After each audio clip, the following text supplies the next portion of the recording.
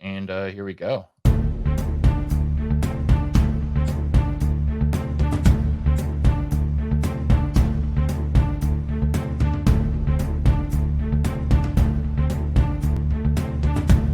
Welcome back to BadgerBlitz TV, your Rivals.com destination for all things Wisconsin athletics. Once again, I'm Matt Perkins. Clint's on the bench this week dealing with much more exciting things. But in his place, we've got the big boss himself, the busiest man in Madison, Wisconsin, John McNamara, publisher of Badger Blitz. John, great to see you, buddy. It's been a minute. Yeah, it's good to see you too. Happy to pitch in for Clint this week. Yeah, absolutely, absolutely. And it's a good week to do it because it's officially official visit season here in Madison, and there are guys coming in from all over the country. I don't ever remember this many recruits, this many high-end recruits coming in such a short time span over the next 4 weeks. But one of the names that I want to talk about first, John, is Benedict Ume. He just kind of came back out of the forest, I guess, for Badger fans. He was offered back with Coach Kalaji. He's reconnected with Scruggs. I was digging into his film for another reason last week, and I was like, oh, I know he had a Badger offer. Didn't really know what was going on there, but man, this kid has a skill set. He is originally from Canada, playing in Connecticut now. John, you wrote about him earlier, and you've been back in contact with him a little bit. Tell us about his connection and what you think about Benedict. Yeah, like you talked about, I remember connecting with him. I mean, almost a year ago. Whenever Wisconsin originally offered with Ross Kalaji serving as the lead contact there, and his recruitment was just kind of getting started then. So someone that Wisconsin identified early, and not just with him, but you've seen a lot of targets in this class. Guys that Wisconsin was on, with the previous staff under Paul Chris, and this coaching staff has obviously done their own evaluations, but there's a lot of guys who, hey, Wisconsin's already been involved with them. Let's take a look, and if we like them, if they think they're a fit here, let's continue to recruit them. And this kid certainly falls in that category.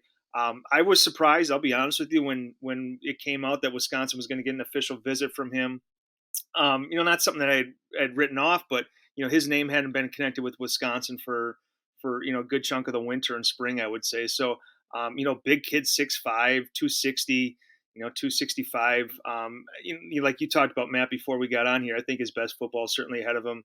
Nice connection to that school with Christian Allegro coming in this 2023 class. So, another kid that, Greg Scruggs is involved with. I think he's done a really nice job, with identifying talent. And, in the month of June, they're going to get some exciting kids from that defensive line, on their recruiting board on campus for official visits as well. Yeah, and Clint and I've talked a lot about kids who come from schools that have a lot of PG, do a lot of PG years in the Northeast. Avon Old Farms has a collection of PG kids. So a lot of these guys, some of these kids are playing up against are like 19 and like occasionally 20-year-olds as 16, 17-year-olds. And they're getting some really good competition.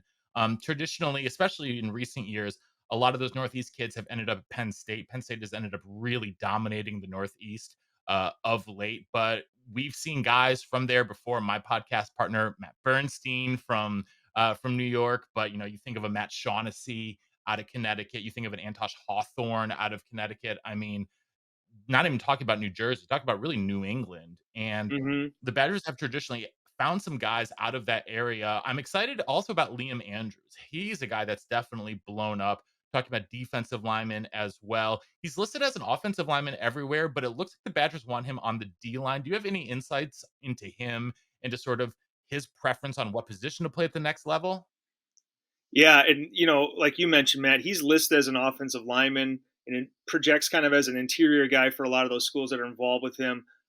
But early on, talking to some people, Greg Scruggs likes him as a defensive lineman. That's where Wisconsin obviously projects him to play. In terms of his preference, I'm not sure about that, but I think the bulk of the schools want him to play offensive line. Wisconsin's a little different there, so that's a unique angle that they can present. During his official visit. When he gets up here, he's got a top 8. Looks like Florida's going to get an official. Wisconsin, Penn State's in the mix there. But, a kid that, one of the first guys that Greg Scruggs went out and identified and offered, and they felt pretty good about this guy for a while now. He visited in the spring. Like I say, he's going to be back on campus in June for an official visit. So, at a position of need in this class for Wisconsin, he's a really intriguing guy in my eyes. Well, you just mentioned position of need. Outside of defensive line, what do you think right now is the biggest position of need for the Badgers in the 2024 class? I'd say running back. I think offensive line is a close, maybe not even a close second. Because I think they have guys on campus right now who you feel like who can play, and the future of that position looks pretty good. The future of running back, you're talking to these 2024 kids saying you can come in and play right away. We fully expect Braylon Allen, if things go the right way and the path that he kind of sees for himself, that he'll play in the NFL after this upcoming season. Ches Malusi's out of eligibility after this season, and then behind them there's question marks. Cade Yakimelli flashed a little bit in the spring. Jackson Akers there as well, but behind that top two of Allen and Malusi, I don't know if you feel great about that group. It's not that you don't know; it's just an unproven group, right? So for this 2024 class, you're telling guys, hey, you can come in here and you can compete for reps right away. Obviously Darian Dupree's at the top of that list there. I think he's kind of established himself as Wisconsin's number one running back target in this class. I have a future cast prediction for Wisconsin in for him. So we'll see how this month goes, how his official goes. In the next couple hours it starts. So I think he's a guy that Wisconsin feels good about. I know. I see the smile on your face, man. I know who you want me to talk about. You know who I want to talk about? It's Dejon Riggs, my favorite back in this class. I am so excited that they got him for an official. Like, I absolutely love this kid. Getting a Tuca, another good back who's going to come on a visit. You talk about running back position. Dupree and Riggs is an awesome, awesome class at running back. But you were saying I'm actually pretty high on Nate White. I think Nate White. We when we had the signing class recap article that I contributed to, I said Nate White was going to be the guy who could potentially contribute a lot as a freshman because of the reps that will be available for the third down back. I like his skill set a lot. Obviously, any guy who comes in 2024 is going to be able to compete right away. Wouldn't surprise me though if Nate White was a starting running back opening day 2024. Wow. I mean, it's on the table, right? And I think his skill set projects really well into what Wisconsin wants to do now. He's a guy that can catch the ball in the backfield. He's very much an athlete back there.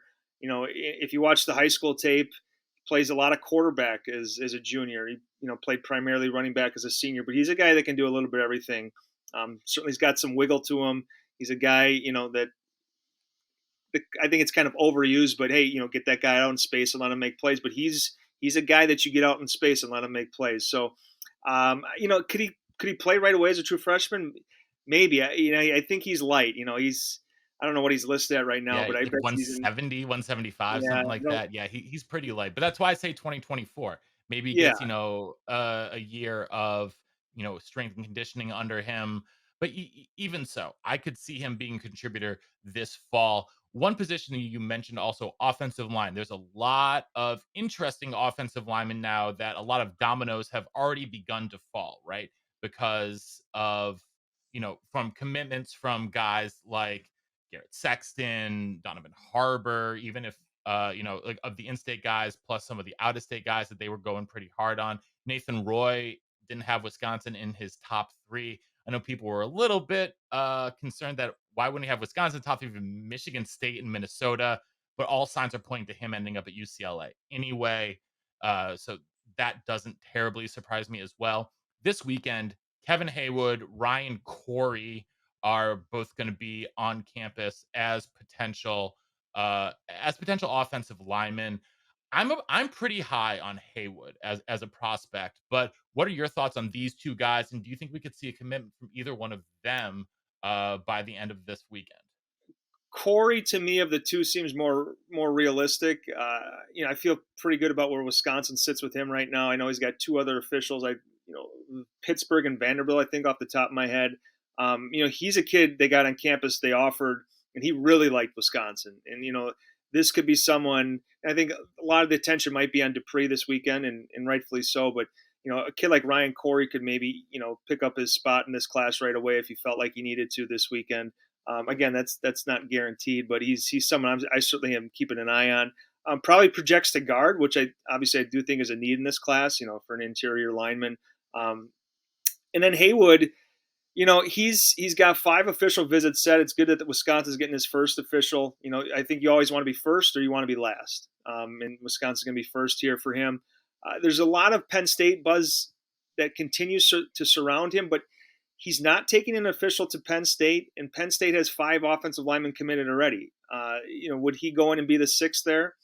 I don't know. I talked to someone in our network from our Penn State site, and they said he is absolutely still a take. So we'll have to see how that plays out. But he's one of the better tackles in the country.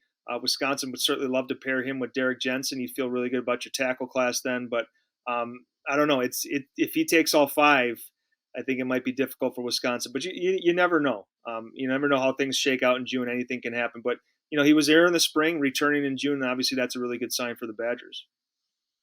Yeah, I know that one other guy they're going after is Ronan O'Connell from my neck of the woods down here in Nashville. But from my local sources, I should say, around here, Wisconsin is a very long shot. It's basically a Tennessee and Clemson 2-team race, but Wisconsin has a puncher's chance. They come away comes up, blow them away on campus. You never know. And at this point, I think for a lot of these out of state kids, it's a real chance to get them on campus. And because a lot of we saw some of the reactions from guys like Koch Sanders, right? It was like, oh, I didn't realize like what Madison was like. I thought it was just going to be like it's Wisconsin. I thought it was going to be a dairy farm, right? And Yeah. it's not. It's a city on lakes, etc. So I think it's just casting a much wider net. And I know that some fans, some of our friends in the Badgers den, are upping the Depend sales a little bit lately with, maybe thinking that recruiting is down. I think that the staff just casting a wider net, and the more scholarships you offer, the more guys you're not going to get, right? And so it's just a fact of life. Yeah, and yeah, look, this staff for a handful of months could do no wrong, right? I mean, they came in, they said all the right things, they did all the right things, they executed extremely well in the transfer portal. Thought they closed out that 2023 class very well, but for as much as I've praised that staff, and obviously others have as well. Look, I think a recruitment like Garrett Sexton's, they might want to have a redo on. They brought him Yeah. up in the spring as an in-state kid, chose not to offer. I talked to Sexton, a couple hours after the visit, and he said, they're going to be in touch. They didn't offer, and you come back in a couple weeks and offer, and it's too late. So he's committed to Penn State. That's like I said, maybe one you probably want to have over. Nathan Roy. It's tough to see an in-state kid with an offer leave the state. And Nathan Roy a couple weeks ago told me he's not going to take an official to Wisconsin. He's got a top 3 now of UCLA, Minnesota, Michigan State. Like you said, Matt, probably winds up at UCLA. He's got West Coast connections. His brother's on the team. That's a tough one for Wisconsin to digest. But look, there's a long way to go here. And if you put a guy like Kevin Haywood in this class, a 4-star tackle, and you pair him with Derek Jensen, that looks awfully good. I know that we have Ryan Corey right now as a 3-star kid, but he's got 30 plus offers. So I would agree with what you said. There's a lot more lines in the water right now. So you're going to have more kids saying no to you. There's just a long way to go. It's tough to say, well, this is a great class, this is a bad class, classes in the middle, because look, we've seen this group of coaches close really strong. They're going to have this entire month to showcase a university that showcases really, really well in the summer, especially for kids that have never been there before and are expecting to land in a cornfield and milk a cow on I guess Saturday night. So I would just say, I'm not going to say relax. I'm not going to give you an Aaron Rodgers thing here, but look, there's just a lot of time left, and there's going to be new targets that pop up. Look, there's going to be kids in this class who commit that we probably don't know their names just yet. So enjoy the ride. Maybe they're in a little lull right now, but look, June's going to be crazy, and they're going to pick up a lot of commits, and I bet you people are going to like some of the guys that they get in the Yeah. next couple weeks here. There's going to be commits, there's going to be flips, and there's going to be decommits. It's a fact of life in college recruiting. every guy that's committed right now, I mean, we as people who follow the team, fans are going to want to hope that all those guys stay committed, and I would too. But it's statistically probable that at least one of those guys is going to decommit by the time. We hope that they don't, but statistically, there's a likelihood that someone will decommit. One other thing though that I've noticed about the guys that bring in visits, a lot of guys from Maryland, a lot of guys from the DMV. They seem to be going after that area pretty hard right now, which I think is really interesting. We talk about Dejon Riggs, Gideon Atuka, Obina Onwuka, a couple other guys, Lloyd Irvin. Lloyd Irvin, yeah. Yeah, what do you think has spurred this, litany of offers and focus on that part of the country? That's a great question. And you bring up Lloyd Irvin, and when I talked to him, one of the things that I remember him saying is, Wisconsin really doesn't recruit out here all that much, but they want to start, and like they're just kind of they're getting up and running, in my area, in that Maryland area there. Um, I can't say for sure exactly what it is, but if you look at that area generally, there's schools that recruit well there, but there's not a I don't know that there's not like a dominant in-state school there, right? It's not like Maryland cleans up and gets all those kids. It's kind of wide open, and I would say kind of the same thing for that East Coast, and that's more your neck of the woods. I think you're more familiar with that area than I am. But look, Michigan goes and cleans up over there. Penn State goes and Yep. cleans up over there because there's not that one dominant school. It's it's not like you're going into Ohio and stealing kids from the Buckeyes. I mean, that area seems to be kind of wide open. Now, obviously, schools know about it. Like I said, Michigan goes that East Coast, and it feels like every East Coast kid who's a big four-star kid, they got an official lined up to Michigan. So I just think that's an area where Wisconsin, and this isn't a secret, there's a bunch of schools that go in there, but Wisconsin feels like, hey, we can go in and get some of these kids. We'll go in and look at some prep schools. We'll go into that Washington D.C. area and take a look at some kids. So kind of with the theme that you've talked about, Matt, casting a wider net and looking at guys from coast to coast, and that's not to say the previous staff didn't do that. Look, they were in these areas too. So I think a lot of times when you talk about Luke Fickell and his staff, it comes off as a knock on the previous staff, and I don't want to make it to sound like that. Mickey Turner did a really really good job, I thought, on the East Coast. He hit a Yeah. lot of those places. He started that recruitment with Christian Allegro at Avon Farms. So Yep. again, this isn't new. I think this new staff though is saying, hey, we can do this too. We can cast a little bit wider a net, and this is an area that we want to focus on. I do think the one thing though that the new staff has is Jack Bicknell, who has very deep roots in New England, especially, but all along the East Coast. As someone he played at Boston College, he grew up, playing actually in Maine, has been all along the Eastern Seaboard, and that's why, especially I think for offensive line, but I think in general, Bicknell can be a real asset.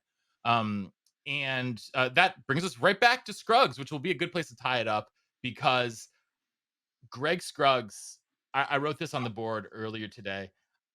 People worried about defensive line recruiting. I genuinely think that now with Scruggs back in the game as a college coach, remember, he was coaching for the Jets last year. He had no toes in the college football water, and now he's back. That guy's personality just reeks of elite recruiter. The name that comes to mind for me is Larry Johnson, the Ohio State, well, I think Yeah. he's defensive line coach.